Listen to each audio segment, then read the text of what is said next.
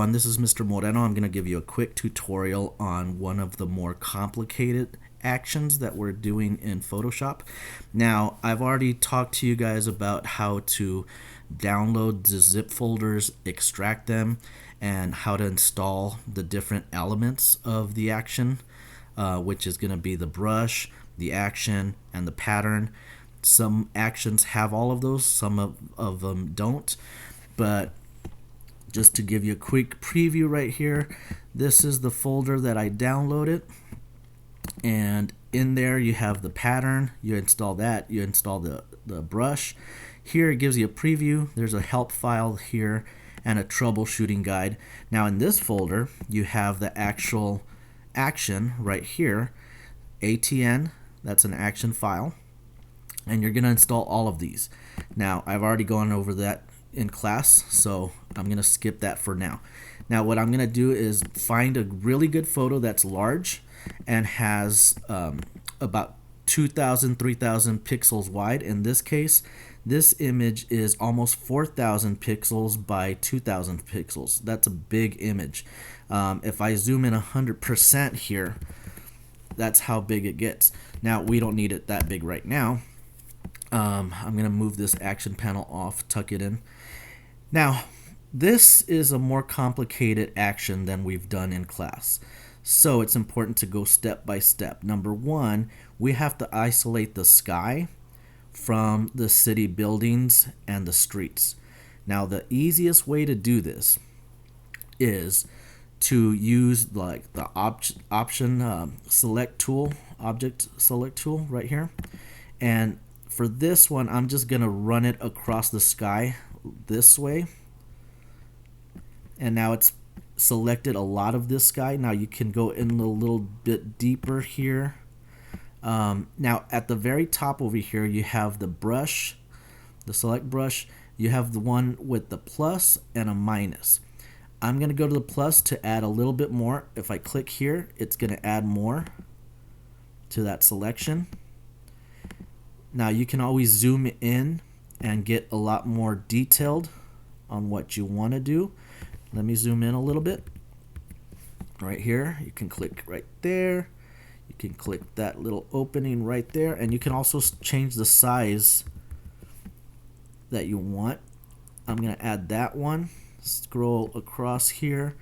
You see that little edge right there. Click on that. Now, I can also subtract part of this by using the subtract button and include part of this right here, so that looks a little bit better right there.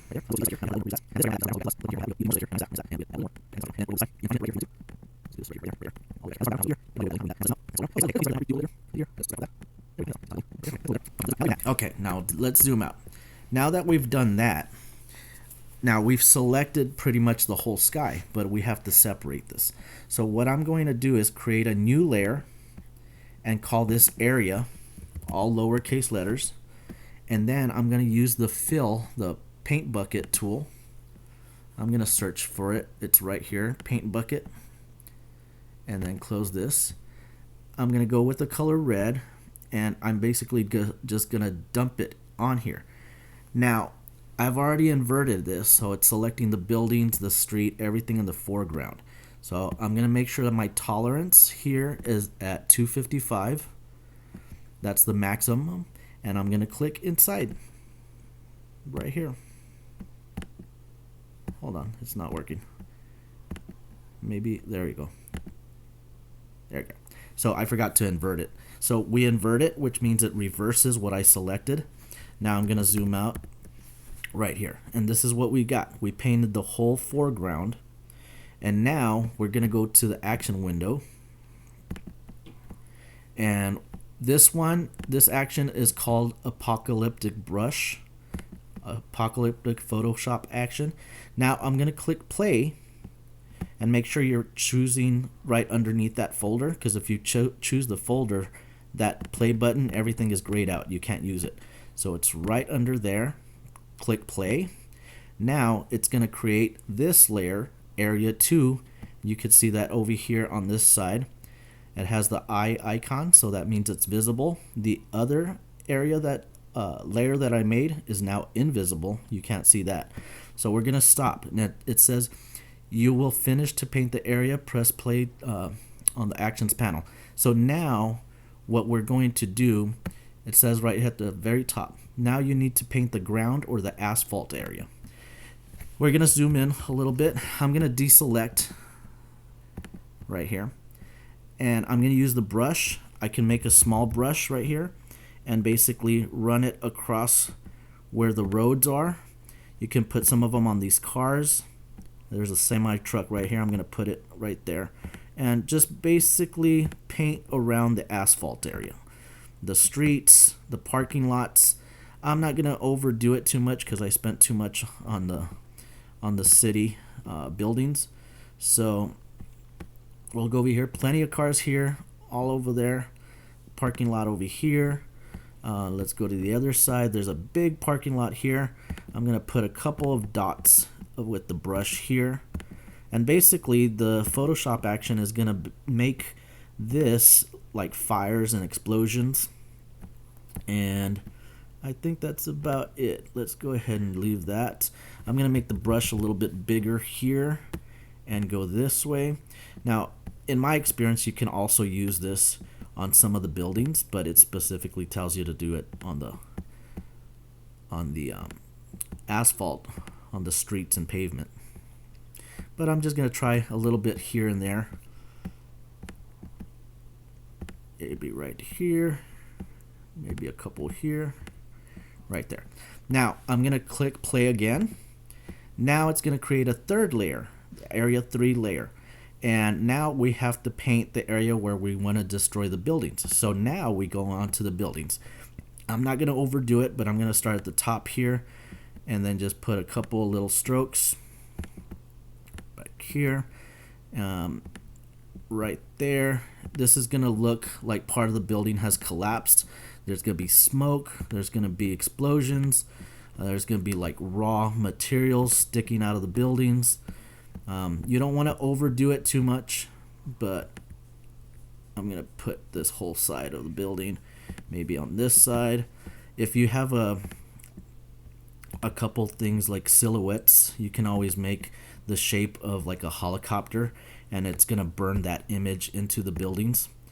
So let's just finish this up right here. Maybe right there. Maybe a couple. I already have the top here, so I'll do that right there. One right there. Okay, now let's zoom out and press play. Now the rest of the magic is just going to happen, and that's going to take a while. I'll probably speed this up to show a little time lapse, and we'll come back to it.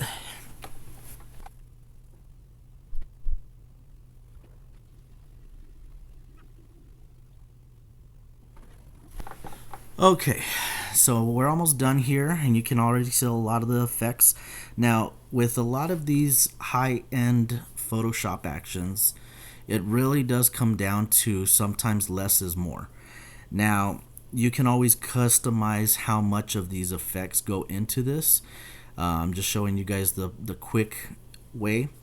So we're almost done here. You can see all the progress that we've made, and it's almost done.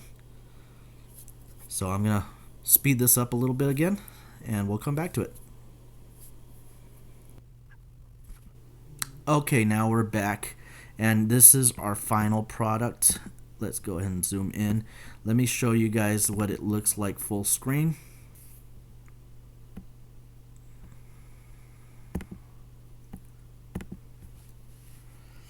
And this is what it looks like. So let me zoom in. Fires look good, realistic, somewhat. But you can see the destroyed buildings on there. And this is how you want it to look. Again, sometimes less is more. I would recommend that you practice this with different skylines and see how those effects look. Let me zoom in right here. You can see some of these cars on fire. So that's it. That's our tutorial on the Apocalypse Photoshop action.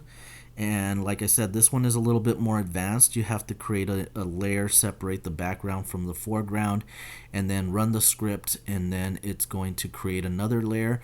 You're going to paint over the asphalt, the streets, the parking lots, and then you hit play again. It's going to create another layer, and then you brush over the buildings that you want destroyed, and then you run it. And like I said, some of these actions you don't have to install any brushes or anything. Others you have to install brushes, patterns, and the action itself. So they all vary. The most important thing is whenever you download one of these action zip folders, that you extract it and you read the instructions. Sometimes they will have a link to a video that shows you step by step. So remember, repetition is key. You want to do this as many times as possible. Do not do this in class and then tell me you're done before the bell rings, because I want you practicing the entire class period. All right, that's it. This is Mr. Moreno. Thanks for watching. See ya.